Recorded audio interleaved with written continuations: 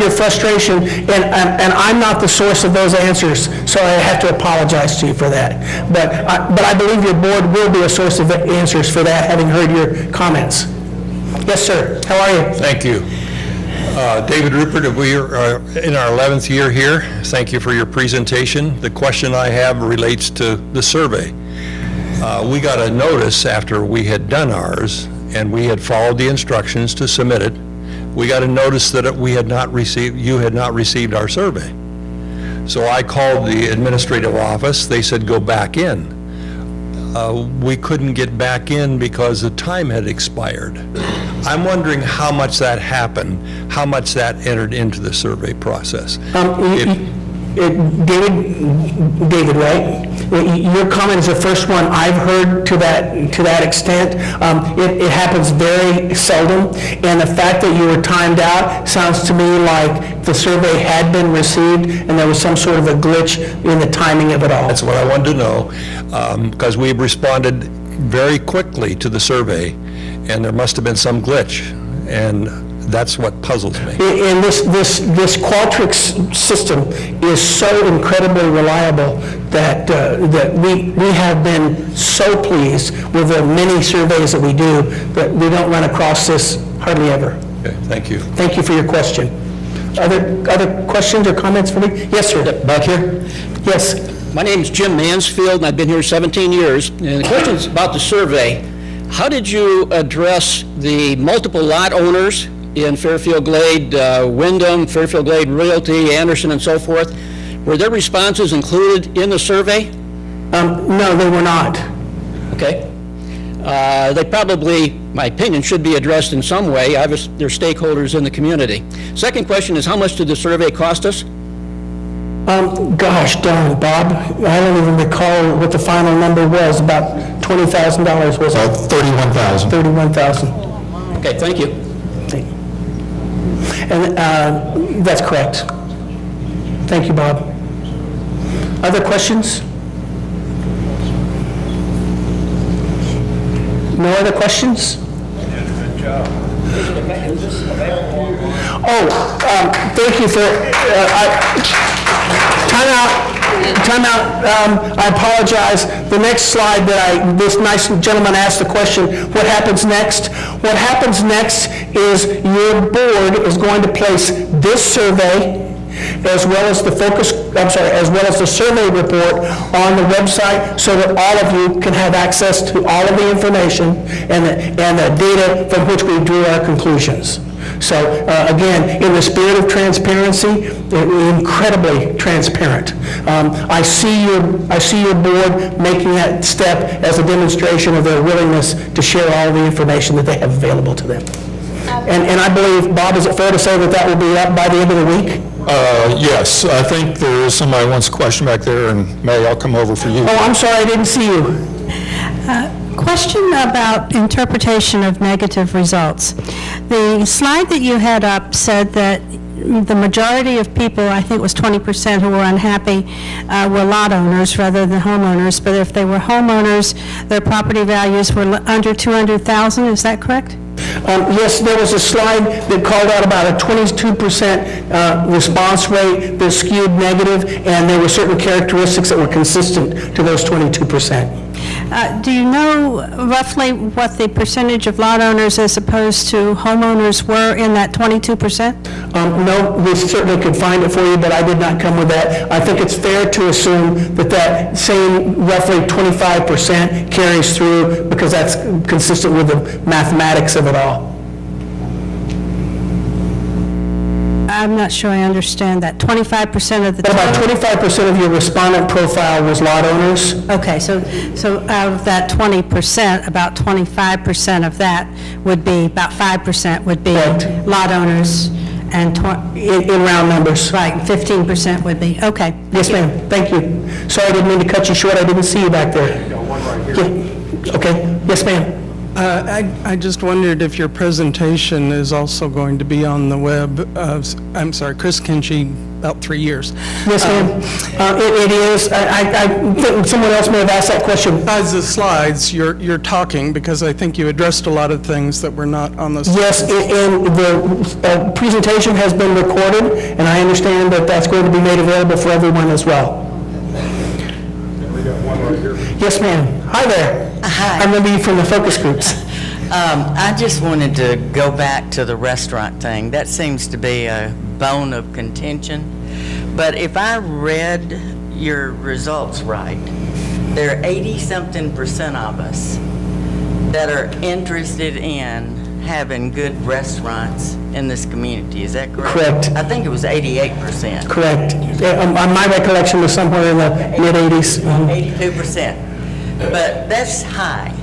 You do have a high proportion of interest in the food and beverage. We've been here 5 years, and when we first came here, that's one of the things that drew us to this community. We don't golf, we don't play tennis, we don't play pickleball, we don't own a boat, but we love this area. And I love the fact that we have 5 beautiful golf courses and 11 beautiful lakes and all the other amenities for people to enjoy. And it's the biggest bargain that I've ever seen. So, but I wanted people to realize that there is 80-something% of us. We eat out a lot around here. And that statistic is consistent with several of the statistics that show up in there. Your expectations are very high. And where the rubber meets the road is to the extent which you're willing to pay to fund your expectations. Yes, sir. Was that 82% that people, was the 82% reflected of the people that use the facilities here, use the facilities out here, or the dining facilities, or is that 82% of the people out here eat out in the area all the time? The response, it was 82% of the respondents who eat here at the club, who use these dining facilities.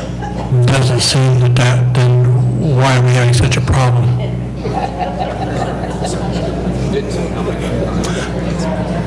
Yes, ma'am. My name is Becky Lieber. I've been here about 2.5 years, and we've done the survey, and you've done a very good job. Appreciate what you've done. But where do we go from here? I mean, this information is out there. You're going to put it on the web. We can read it. That's nice to have that information. But, and maybe this is more of a question for Bob, but what is the board going to do with this information now that we have it? What happens next is that the board has a tremendous amount of work to do. You know, every one of those bulleted categories that we identified as recommendations is a great deal of work.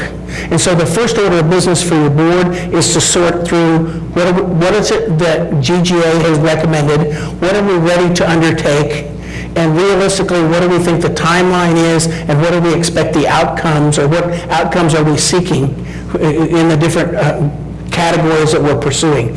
Just planning all that out will take some time, so be patient with them. For those of you who are on the board, be sure you're keeping everyone informed as to what you're doing while the time goes by and it seems that nothing's being done, so that people could understand. It takes time. Developing a good strategic plan for a community like Fairfield Glade takes almost a year. And part of that is because it's all volunteers. Part of that is because you have to go and find information and data. A lot of the data will come for you, for your board, out of this survey report, but it takes time. And so that time demands that all of you residents can be patient, and that time demands that your board has to be very effective at communicating, here's what the plan is, and here's where we are in our progress. Remember that slide I showed you with the arrow, and it showed the different boxes of activity? They probably need to be doing the same kind of demonstration so that people can click on it and say, where are we now? Okay, they finished the first task, and they have 3 more to go. Yeah, yes, sir. My name is John Kruger. I asked a question before without the microphone, but you were kind enough to answer that. In any event, you had one slide up there, and you said the conclusion was that there was a certain percentage of people that didn't feel that they could afford to live here as things are now.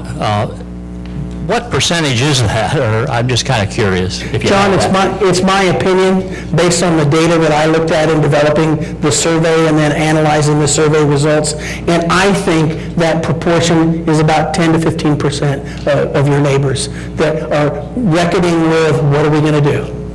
How can we make all this work? Thank you very much. Yes. Any other questions? Yes.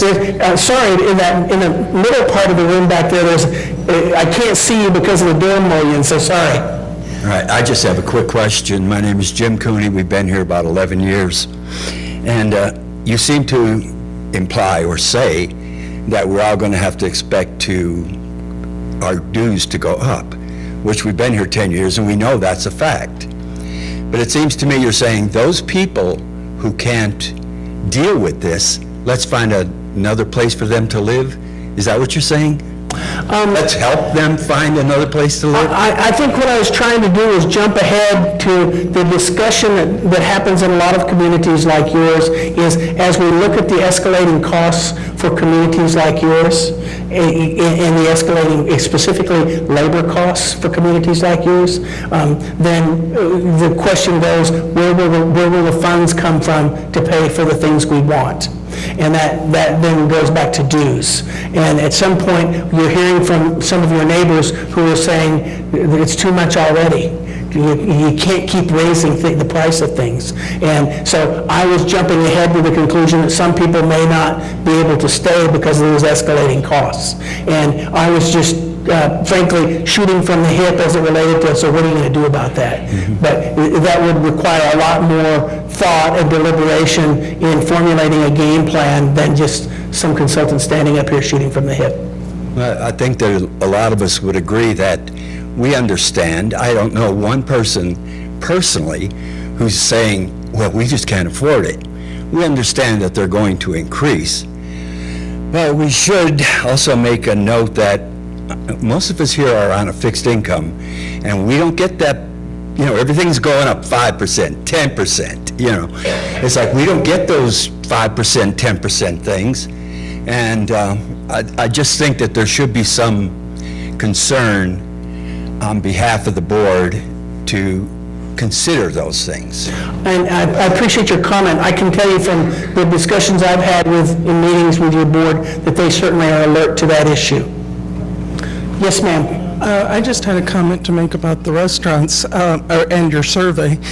At the time of the survey, I had maybe been to the restaurants about once a month, and I think your first cutoff was quite a bit more than that, so I wound up saying never, which is not actually correct, because there was just too big a range there.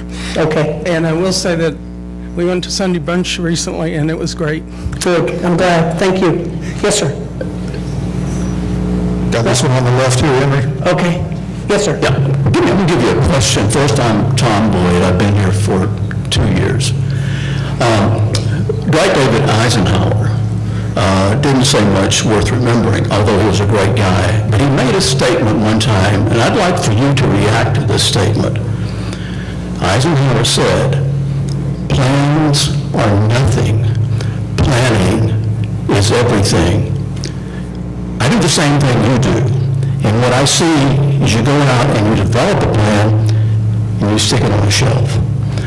The issue is, how would you respond to what you've seen in the time you've been here to the planning aspect continuing as a process of what's begun?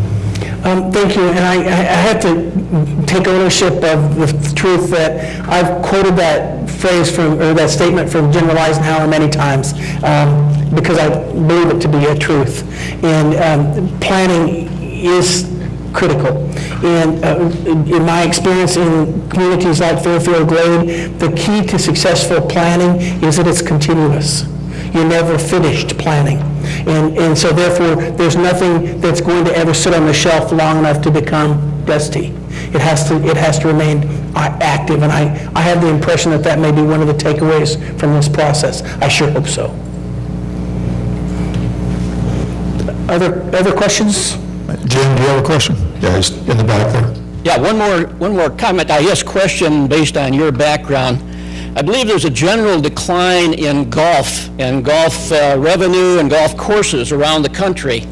Given the fact we're heavily dependent on golf, have 5 golf courses, spend a lot of money on them, what's your prognosis or recommendations for the future of Fairfield Glade with regard to golf?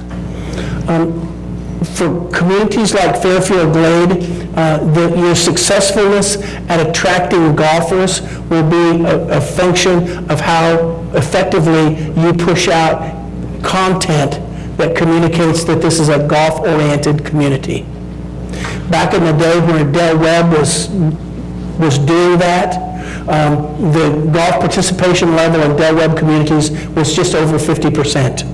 So 1 out of 2 people who lived in the community was a golfer, because everything you saw from Webb was happy people on a golf course, happy ladies playing golf with their girlfriends, and people want that in their best years. The communities that struggle with golf do a poor job of communicating that we have golf in our community. So that's going to be a key factor. If you don't use a lot of content and relationship marketing that promotes golf, then you will fall off the radar screen with golfers. Anyone else? For those of you good souls who've stuck with us all the way to the end, I can't thank you enough. Getting to be here with you today was certainly a treat for me. Thank you.